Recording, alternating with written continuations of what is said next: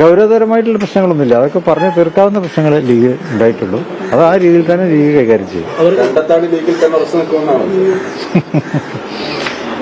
ലീഗുകാരനാണല്ലോ അദ്ദേഹം.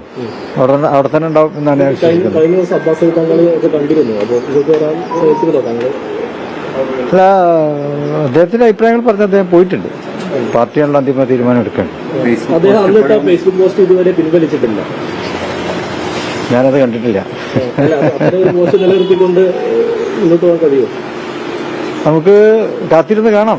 ഇനിയുണ്ടല്ലോ, സമയമുണ്ടല്ലോ. ഇനിയും പിന്നെ ഇപ്പോ അതൊന്നുമല്ല പാർട്ടി ശ്രദ്ധിക്കുന്നത്. ഇപ്പോൾ നമ്മൾ സ്ഥാനാർത്ഥികളൊക്കെ നിർണയിച്ചു കഴിഞ്ഞു. ഇനിയിപ്പോൾ അവരുടെ നോമിനേഷൻ കാര്യങ്ങൾ, അവരുടെ മറ്റുള്ള കാര്യങ്ങൾ, അതിലാണ് പാർട്ടി ശ്രദ്ധിച്ചുകൊണ്ടിരിക്കുന്നത്.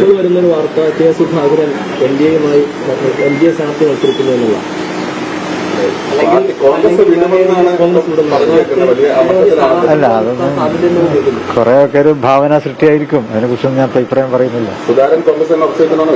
അല്ലെ, ഒരു ഉറച്ച കോൺഗ്രസ്സുകാരനാണല്ലോ, അവിടെ തന്നെ ഉണ്ടാവും. അഭിപ്രായങ്ങൾ പറയാമല്ലോ.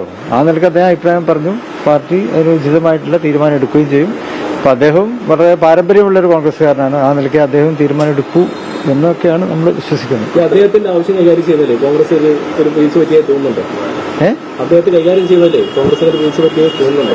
ഒരുപാട് ദിവസമായിട്ട് അല്ല, കോൺഗ്രസ് ഒരു പാരമ്പര്യമുള്ള പാർട്ടിയാണല്ലോ.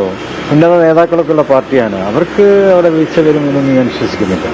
പൊതുവെ ഇങ്ങനെ ചർച്ചയാവുന്നത് അവസാന നിമിഷമായിട്ടും ഈ കോൺഗ്രസിന്റെ സ്ഥാനാർത്ഥികൾ അന്തിമമായിട്ടില്ല. അപ്പൊ ഈ ദിവസങ്ങൾ വളരെ കുറച്ചില്ല. അതൊരു പ്രതിസന്ധിയാക്കും എൽഡിഎഫിന്റെ സാധ്യത. അതെ, കോൺഗ്രസിനെ സംബന്ധിച്ചിടത്തോളം പലപ്പോഴും അങ്ങനെ ഉണ്ടായിട്ടുണ്ട്.